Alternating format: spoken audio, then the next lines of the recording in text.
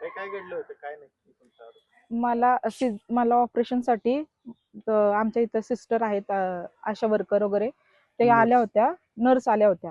आणि त्या आल्या आणि मला म्हणल्या की दवाखान्यात चल ऑपरेशन करायसाठी.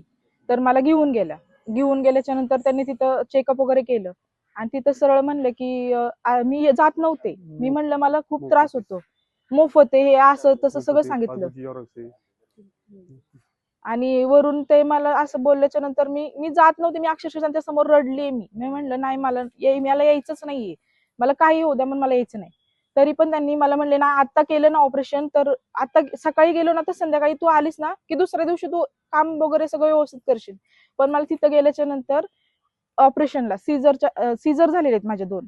तर मला म्हणले की काहीच त्रास नाही होणार तुला. इंजेक्शन दिलं तर मला ती भूल सुद्धा चढली नाही. आणि मी तिथे डॉक्टरांजवळ वरडते मोठमोठ्याने की मला सोडा, मला खूप त्रास होतोय. तरी त्यांनी मला काही सोडलं नाही. आणि जो माझा गाऊन होता तो माझ्या तोंडावरती ठेवला होता. तर मी पहिली ओरडले, तर एका सिस्टरनी, कोण होता माहिती नाही मला, त्यांनी तोंडावरती माझ्या ते हात दिला. आणि नंतरचा जो परत हात ठेवला तो माझ्या पूर्ण नाकावरती होता. तो मला श्वास माझा तिथं गुदमरला, म्हणजे घेताच आला नाही मला. आणि मला ऑपरेशन झाल्यावरती डायरेक्ट असं ओढली खाली. खाली ओढल्याच्या नंतर त्यांनी, कोण सिस्टर होते त्यांच्या, मी अक्षरशः पूर्ण माझं शरीर त्यांच्या अंगावरती टाकून दिलं की मला म्हणजे माझं ना हेच नव्हतं, श्वासच नव्हता निघत. एवढं त्रास दिला मला तिथं त्यांनी. त्यानंतर तुमच्याकडे काय पैशाची मागणी केली? हो, पैसे त्यांनी सांगितले तुझे 2 सीझर, आणि मला म्हणले की तू 3,000 रुपये दे. 3,000 रुपये सांगितले मला त्यांनी.